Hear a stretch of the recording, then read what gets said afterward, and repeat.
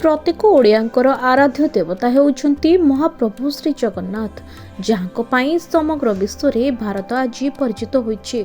महाप्रभु ने अनेक कथा रही जहाँ विषय अनेकों अछपा। तेबे आसंतु जानिबा महाप्रभु पाखरे लागू होउथुबा महाप्रसादर कौन रही मान्यता, जहाँ पाई प्रत्येक दिन लक्षाधिक भक्तंकर भिड़ जमुछि। श्रीक्षेत्र में जो महाप्रसाद टिके पाइले मनुष्य मोक्ष प्राप्ति करे। तेबे ଏହି महाप्रसाद प्रस्तुति रही किछि विशेष नियम।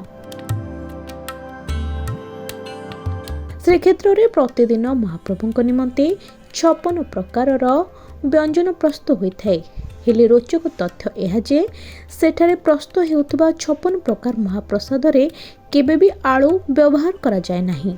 एहार एक विशेष कारण मध्य रही, कारण आलू एक विदेशी परिबा अटे। महाप्रसाद केवल भारतीय पनीपरिबा रे प्रस्तुत करा जाय। या छड़ा महाप्रसाद रे बिलाती बैगण, पियाज, लाल लंका, रसुण, काजू आदि महाप्रसाद प्रस्तुति रे व्यवहार करा जाय नाही।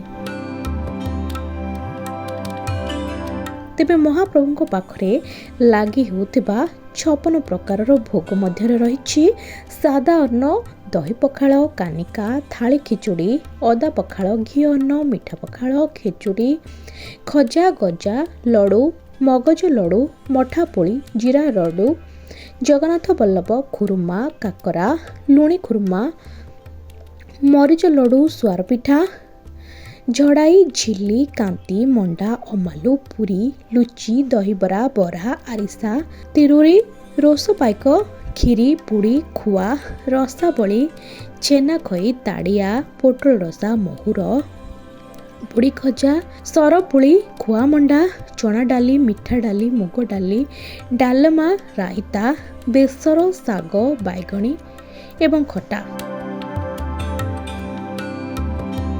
ଯେଉଁଥିରେ ଏହି ମହାପ୍ରସାଦ ପ୍ରସ୍ତୁତ କରାଯାଏ ତାହାକୁ ରୋଷଘର ବୋଲି କୁହାଯାଏ।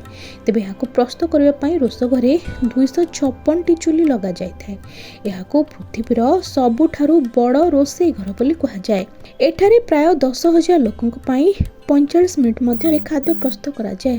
ବିଶ୍ୱାସ ରହିଛି ଯେ ମହାପ୍ରସାଦ କେବେ ବି कम पड़े नहीं। तेबे यह महाप्रभु एवं माँ लक्ष्मी को कृपारू होता है बोली कहुए। सबु देवादेवी पीठरे लागू करा जाउथुबा भोग को केवल प्रसाद कहुआ बेले श्रीक्षेत्र में महाप्रभु निकट में प्रस्तुत हेउथुबा भोग को महाप्रसाद कहुए। ब्यूरो रिपोर्ट, खबर ओडिशा।